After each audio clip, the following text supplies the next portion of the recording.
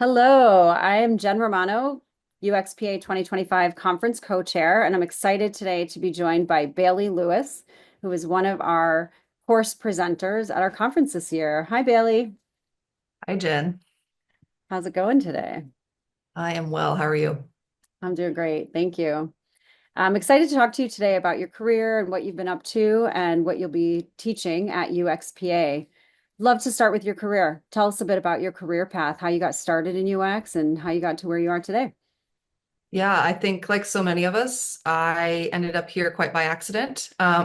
So back in 2011, I was helping literary journals and magazines go online. We were in a recession still at the time, and literary journals and magazines were unable to pay for the shipping and printing anymore. And somebody said, "Hey, there's a thing called the internet. Maybe we should try it." And so we were up to the challenge of how do you put a poem online and preserve line breaks? You couldn't just get online and Google that up. How do we put images online without them getting pixelated? This was 2011, and someone had built us a Drupal content management system. And those were some of the first literary magazines to go online. But I started to think this can't just be a problem for the literary community. This has to be a problem in the business world as well.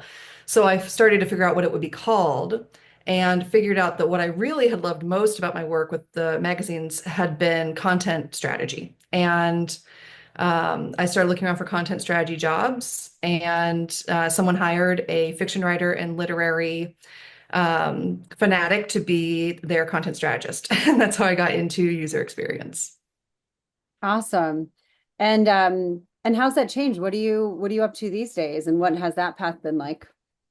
Yeah, so it's been a long path because obviously we're talking 2011-ish until now. So for time I was working with enterprise level clients on end to end, the whole life cycle of a product or user experience engagement. And I actually moved from content strategist to content strategy director to UX lead within all of that the time. And I really started to understand how the whole of the digital experience comes together and really started to get some opinions about it.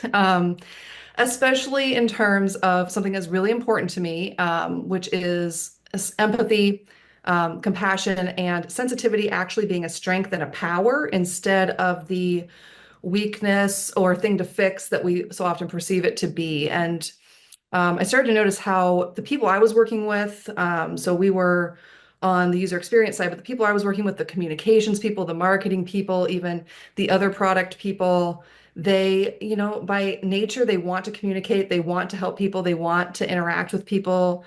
They're very empathic people.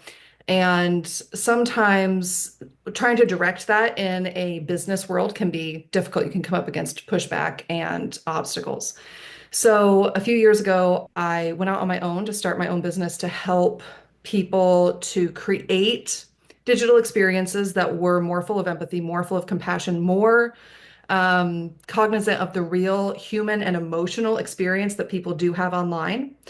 And that our digital products are just one small piece of everything that's going on around them at any given moment. And so to today, that has actually led me to create a platform that explores sensitivity as power and strength and help people to direct their own natural empathy, their own natural sensitivity as something that can help themselves and others in their work and then also in life. So that's where we are up to today. Neat. Very cool. Tell me more about this platform.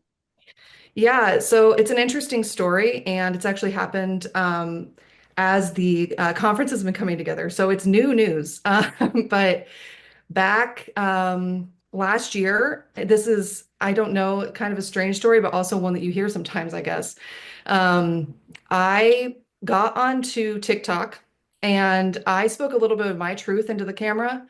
I said something about sensitivity being a power, and I said it more probably directly than I usually had been in my work. And it took off. I had a video that went viral, and I started to think, I always knew this work was important, but now I want to really be talking to the people who care, the people who are empathetic, the people who are sensitive or kind-hearted people who really are compassionate for others. And it was perfect because I was thinking about it. I was like, and I'm doing this course at UXPA. I just it all kind of dovetailed in a really beautiful way. So that platform has been building since then. Cool. I'm excited to check it out. Is this live? Yeah, it is. TikTok is my home platform right now. Of course, we all know that there are, at least those of us in the digital world know that TikTok's longevity is in question. But for right now, I'm on TikTok and I am also on YouTube and getting a start on Instagram as well. Because when I started to see that people were really, there were other like sensitive, empathetic people who wanted to talk about it, which is good. Yeah. Because I always knew that through my previous work. I started to say, well, let's make this multi-platform. So my like handle on those social platforms is Bailey Sends Word, and it's something you can go in and find. And we talk about sensitivity as power for individuals on that platform. SENS or sends, SENDS? SENDS, Sends Word, yeah. Sends word. Okay, cool. I'll be sure to check it out. Yeah. Awesome. Congratulations for getting that going. Thank That you. sounds It very was a exciting. surprise to me that it would come about in that way, but business and the way things come together is often surprising like that, I think. Totally, totally. Great segue into people who are on the UX job market. So thinking about business and careers and things like that. There's a lot of people on the job market right now, as we know, and you've been around for a while. What do you recommend to people who are currently on the UX job market? What can they do to be best prepared? Yeah. I maybe cheated a little bit because I just went and started my own thing. So, so I know like not everybody is prepared to do that. But for those who think that they might be, I do encourage people to take that leap if they're ready, because there are, I would say, businesses that are not enormous businesses that are starting to understand UX. I will have people who make big decisions at medium-sized or small-sized companies come up and talk to me about UX. They're starting to understand what the discipline is and why they need it. And it opens up a whole world for those who are interested in going out to consult or be in freelance, who might not have thought that they could do it before because they would say UX to people and they'd look like they at them like they grew another head. And I'm finding that to be less and less the case. I think there's also a lot of opportunity in UX right now in social media. I think when I was deep in my UX like strategy career where I was leading end-to-end products and the content strategy and the UX strategy in general. We didn't think about social as much about UX, but it's part of the overall ecosystem. And it might be something that those who are on the job market, if they have, if they are online, we're all online, right? And do social media and they understand it, might be able to um, make a unique part of their offering because we don't talk about social media a whole lot in user experience, but it feeds into the whole ecosystem, the whole atmosphere of what we're doing. Yeah. Um, and often those are siloed, so if you have those skills, might be something worth bringing to the forefront as well. That's just something I have noticed as I have embarked. Apparently, I'm a content creator now, right? So it's something I've noticed with those two worlds colliding. Yeah, I love that. What I love about your path and your new business also is that you were yourself, you were your authentic self. People responded and you realized this thing has legs and let me see where this goes now. Like I'm going to invest in this. And I encourage people to think about side hustles and other things they're interested in and maybe UX is a part of it, maybe not. Maybe there's just something you're super passionate about and then that ends up growing into something. And you're making me think like for many people who are on the job market, be your authentic self, no matter where you go. Like that's first and foremost, right? Don't just try to like get pass the interview and get the job. Like you need to be yourself, number one.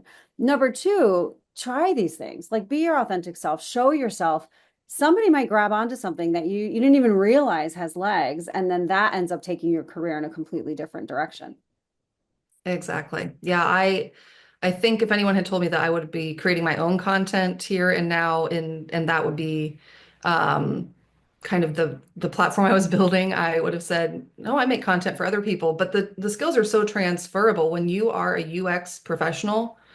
you know so much about human nature. You know so much about how people behave online. You know so much that will just kind of come into play in the back of your head in some of these more maybe adjacent roles or something that is in digital but not quite UX. And the other thing I have found about being my authentic self is that sometimes if you just let that lead the way, once again, you'll end up surprising. It'll be a complete surprise what happens next, especially if you are on the job market and looking for your next chapter. Totally. I love that. I love it. And what a great way to live. You get to be yourself, Yeah. right? Be yourself doing something you're passionate about, something you're excited about, something you love. Like then it's not even a job, right? Isn't that kind of the goal in life? I think Right. anyway. Yeah, I agree. It doesn't really feel like you're working because it's what you would do anyway because you're being you. Right, right. So let's talk about the conference and your course that you'll be teaching at the conference. So the UXPA annual conference taking place June 16th to 19th in Amsterdam. And your pre-conference course is on June 16th entitled Compassion is Something You Do, Workshopping a More Human Digital World. Tell us about this course. How did this come to be and what's it about? Yeah, absolutely. So I have always noticed that UXers, UX professionals, very empathetic, very compassionate people. It makes sense that because we went into a field that requires that we think about other people all the time. Um, but it can be hard to know how to direct that empathy and direct that sensitivity in a way that is practical and gets others on board. And also in a way that honors once again like your authentic self, honors your sensitivity, honors who you are as a like a kind person who wants to see the world be better for the people you're creating for and also for yourself. How to direct that into some of the principles that like very business-like principles of UX, very business-like principles of getting things approved, um, and making decisions that really are compassionate, really do make people feel cared for and seen and heard and understood, rather than I think what happens sometimes in business, which is we pay a lot of lip service to it, but it isn't really fully in action. So Mhm. I started to think about a course and a workshop. And of course, as you can tell, I was thinking a lot about all these things because, because of what was going on at the time that the course was coming to be. Um, how do we then, as those who have the power to direct the experience that people have in the digital world, we have the power to make it an emotionally supportive experience for them and make them really feel cared for and understood. How can we take our natural power and gift of sensitivity and use it to connect with people in that deeper way through a screen? And Mhm. that's really what I was thinking about. And I think there are a lot of experiences out there that nail the empathy part because it's understanding. There's a lot of understanding, and then fall short of compassion. There's like a next Mhm. action that could be Mhm. taken Mhm. to make it more compassionate. And I don't think it's because the people who created the product weren't compassionate. I think it was just not a focus. And so, what if we did put some focus on that? I love that. I love that. I think that's so important. Having myself been through some of the big tech companies, I think compassion, empathy for our users and bringing that to the digital experience is so important. Yeah. Yeah. Yeah. Awesome.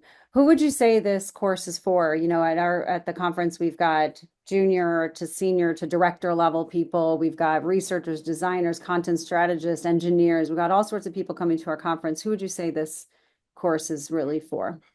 Yeah. Any level, because we're going to talk about concepts we don't talk about very often. We're going to talk about the concepts of compassion. What is compassion? We'll figure it out together. And then apply those to UX principles that any UX professional practices at any point in their career. So really the course is for anyone who considers themselves to be an empathetic, sensitive person, and wants to be able to take that as a strength and a gift back to their work. And make it, if you feel like that's part of your like authentic code, your authentic makeup, like who you are, and you want to bring more of it to your work as a place that you shine, then I think that this workshop is for you at any level because Yeah. that's exactly what we're going to be focusing on and celebrating. A big part of it is just to say we are absolutely aware that this is such a gift and a power for us. Yeah. I love it. I love it. So great. Thank you for bringing this to the UXPA conference. I think it's going to be a really great course. Yes, thank you for having a course like this at UXPA. When I start talking about compassion and empathy and sensitivity, especially in the business world, I don't think that we see a lot of conversations about it. So I'm really pleased that y'all are letting me come and give the course. Yeah, awesome. What are you most looking forward to for the conference? I'm really looking forward to being in a room of fellow sensitive, empathetic, compassionate people for the course. I'm really looking forward to that. And um, I think even just building more connections with people who have that mindset is really, it's invaluable for me, and I think it's invaluable for others too. That's what I see a lot on my platform too, is people supporting each other, like in the comment section. I couldn't love it more when that kind of thing is available. Mhm. And I've never been to Amsterdam, so I'm looking forward to that. Awesome. Yeah, I love Amsterdam. It's gonna be a great time. Yeah, yes, I'm looking forward to that and all of the things that we'll get to do together as UX professionals while we're there.